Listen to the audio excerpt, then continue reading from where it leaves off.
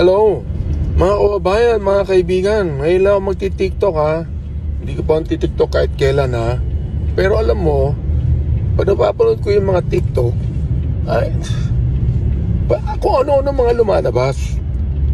Ako naman, gusto ko mag-TikTok, pero gusto ko naman yung talagang, yung bang, magbibigay ng aral sa mga tao. At ang talagang aral na makukuha ng mga tao ay yung aral po na nakalagay sa banal na sulat, di ba? Sa napakagandang aklat. Ang tawag diyan Biblia. Kaya ngayon mga kaibigan, ito first time ko mag-TikTok para lamang babanggit ko ang tungkol sa Bible. Okay?